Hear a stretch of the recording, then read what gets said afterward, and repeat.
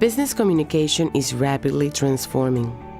These dramatic changes shape a different workplace in the 21st century and require students to learn new and better ways to communicate.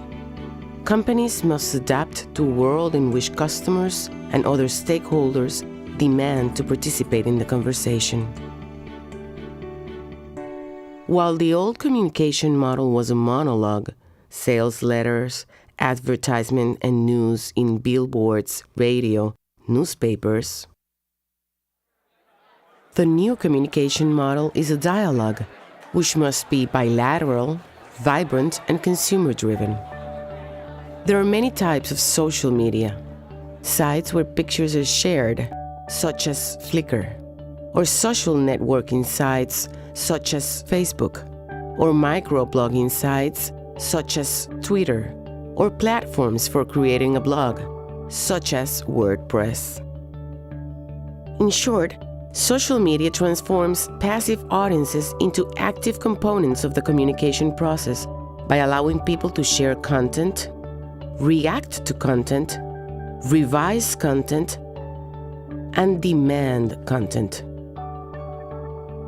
Social networking and blogging sites are now the #1 activity online, even ahead of searches or email reading. This increase in interconnectivity between people has led to an incredible rise in the amount of information being shared, a trend that promises to accelerate in coming years.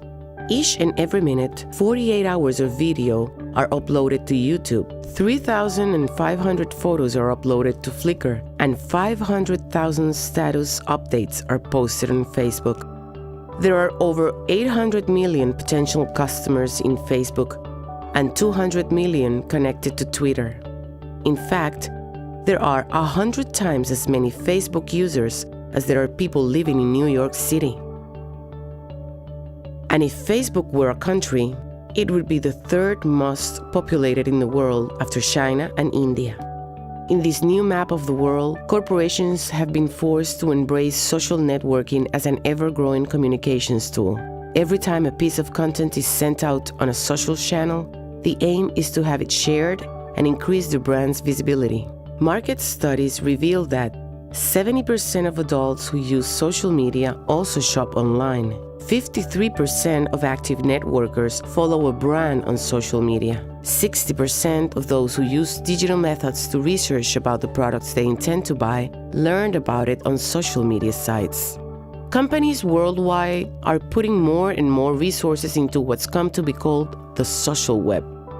From local cupcake companies to very large online retailers, just about every small to large business has a Facebook fan page promoting sales, advertising specials, releasing news, carrying out contests, and taking a stand on important issues to engage users and keep brand awareness on a daily basis. The expansion of social media also has the power to reshape the very guts of a business, its brand identity. Social media allows companies to become more transparent. It tends to soften the company's image, making it less formal and more human. A Facebook page, a YouTube channel, and a Twitter account build up credibility not only with existing customers, but with new customers who are really thinking about why they should trust the company and whether it is safe to do an online transaction. Fans know that portals such as Facebook and Twitter allow them to denounce fraud, poor customer service, or faulty products. Social media tools allow for globally visible interaction, and they bring potential for massive reputational impact. So we business communication professors are faced with an undeniable fact. The polished marketing brochure, the well-thought website, the impeccable sales letter are all giving way to real, sometimes unpredictable conversations. Take these revealing examples on how businesses are using Twitter, Facebook, and YouTube. This Houston neighborhood coffee shop, The Coffee Grounds, gained customers and popularity through Twitter. It was one of the first businesses to use Twitter for takeout orders.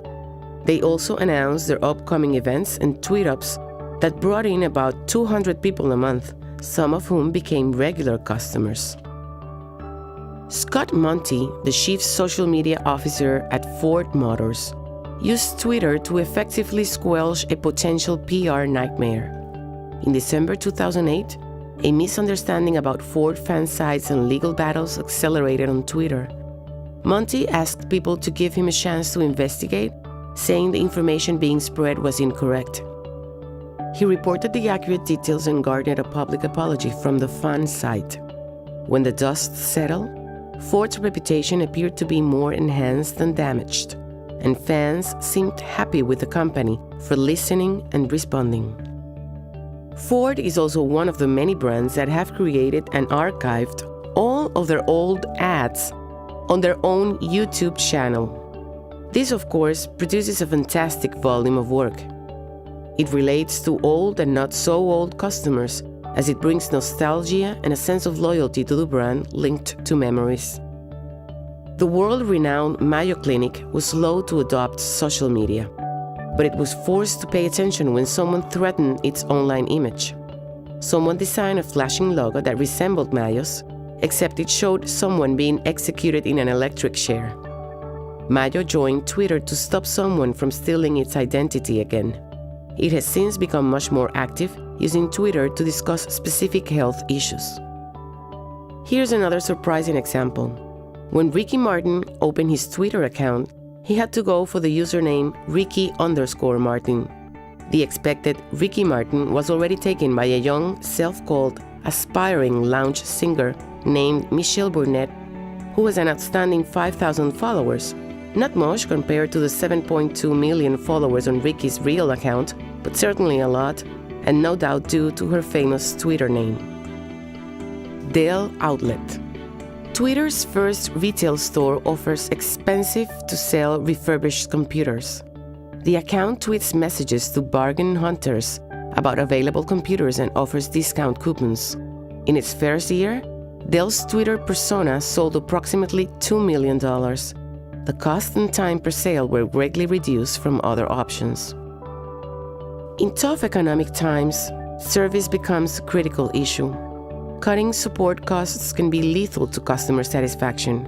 In 2008, Comcast, which had previously struggled with customer satisfaction, started providing customer support on Twitter as an alternative to having customers wait in the phone queue. By tweeting, customers could watch the Comcast Cares team actually trying and usually succeeding at solving problems. Recently, the American Customer Satisfaction Index reported Comcast rose an impressive 9.3% in satisfaction. The only change, observed the survey, was the team of 10 Comcast support employees using Twitter. Most importantly, the company uses Twitter to present a more human face to its global network of customers. Starbucks is a logo Twitter. The man behind it is Brad Nelson, a loyal employee who's been with the company since 1998. His conversation is close to what you might overhear while sitting in your neighborhood coffee shop. Nelson views the company's Twitter presence as a natural extension of CEO Howard Schultz's favorite public statement: Starbucks is more about people than coffee. Now acquired by Amazon, Zappos.com had gross merchandise sales of over $1 billion last year, selling shoes, clothing, and accessories online, with a near-zero marketing budget. Instead, Zappos primarily uses Twitter and other social media to demonstrate to customers and prospects that they are a company who's passionate about service. On a recent note, this year the company announced that its computer system was hacked, compromising the personal information of 24 million customers. In response, the company required all of its customers to change their passwords on the site. The company also shut down its customer service phone lines, requiring its customers to email questions instead. Until mid-2007, very few people had ever heard of Laura Fitton or Pistachio. I was under a rock, she says, as a home office consultant.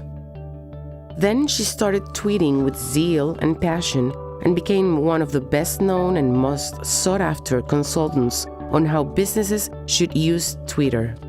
Recently, she formed 140.com, named for the maximum number of characters allowed in a Twitter post, and has raised $140,000 in venture funding to get off the ground. Carl's Jr. hamburger chain is among a handful of companies that have avoided the transparency most others adopt on Twitter. Instead, corporate communications manager Beth Mansfield tweets under the company's logo. Her tweets are in the voice of a young, edgy guy, the company's target customer. They insist this strategy works extremely well and helps acquire new customers every day, at minuscule cost compared with traditional marketing tactics. During the 2008 Gulf Coast hurricane season, the Home Depot used Twitter to let their customers know they'd be keeping their doors open and supplying them with what they needed to ride out the storm. Home Depot stayed open to provide emergency generators and supplies, and was consistently among the last businesses to close in storm-hit areas. It sent storm information to its Twitter followers, which was often well ahead of traditional media reports. And when fair weather returned, it is likely that some grateful residents drove right past competitors to support the brand that helped them through troubled times. Home Depot has also been a leader in posting successful how-to videos on YouTube, humanizing the brand with the faces of employees and replacing blatant advertisement for strategical product placement. The world's largest technology company may also be the world's tweeting guest. More than 1,000 employees in various countries use Twitter to talk with both their co-workers and customers from IBM. Twitter lets employees demonstrate their expertise and serves as a real-time IBM community newsletter, getting time-sensitive word to the company's global ecosystem faster than by any other means. Its manager of social media communications says Twitter spread through the corporation organically. There was no top-down mandate. One employee started using it one day and influenced another, and so on. Sodexo, North America's largest institutional food service company, is not typically seen on the forefront of technology. However, last year Sodexo successfully used Twitter, braided with other social media tools, to recruit new senior-level employees. An example, a private chef in Florida tweeted that he was interested in returning to Sodexo, where he had interned years earlier. The recruiting team found him a new job the same day. The company attributed Twitter and social media for tripling traffic to its job site in 2009. Twitter as a press release medium? For journalists, Twitter is a rich source of instantly updated information. 27 minutes before mainstream media broke the news of Whitney Houston's death, the story was on Twitter, reported by a man who tweeted the news out to his 14 followers. Artists and companies also use social media to express views or react to news. When Ricky Martin tweeted criticizing one of Puerto Rico's candidates running for office next month, Alejandro Garcia Padilla, on his opposition to gay marriages, local press reported the artist's reaction as a news only a few minutes later. Of course, with that power comes risk. The increase in dialogue and brand ambassadors reduces the control a company has over its message. And too much sharing could also prove to be harmful. Companies are therefore offering social media certification programs to staff and increasing the number of employees dedicated to social media. Cisco, a multinational corporation that designs, manufactures, and sells networking equipment, already has 30 employees exclusively dedicated to social media. Are we preparing our students for the communication skills they will need to be hired? Among those responsible for hiring PR and marketing employees, 82% of respondents say mainstream media relations expertise is very important. More than 80% say knowledge of social networks is very important. Nearly 70% consider knowledge of blogging, podcasting, and RSS as very important. And almost 72% believe an understanding of microblogging services like Twitter is a crucial skill in candidates they intend to hire. Other new media communication skills that hiring decision makers Found important or very important are search engine optimization, email outreach, web content management, and social bookmarking. 18% of hiring decision makers have no interest at all in traditional public relations skills, signaling a shift from a mainstream media relations emphasis approach to the new social net. As Donna Greenwald warned when attending this conference 2 years ago, as professors of business communication, we need to prepare our students for successful business careers in the 21st century technology. In her words back then, social media has definitely changed how individuals and businesses are communicating. Business communication educators need to weave more social media content and tools throughout their courses and not simply spend a class time or two discussing them. We need to immerse social media into more of what we do in the course by not only covering them in lecture material, but to implement social media type communication tools between students and instructors, such as Facebook groups, blogging, wikis, podcasting, and Twitter type microblogging platforms. 2 years later, that statement has only become more urgent than ever. Textbook series such as Beauvais and Thiel's already tackle this task, with rich online blogs providing additional teaching tools. So next time you revise your syllabus, maybe you should start by pondering whether to print it or to tweet about it.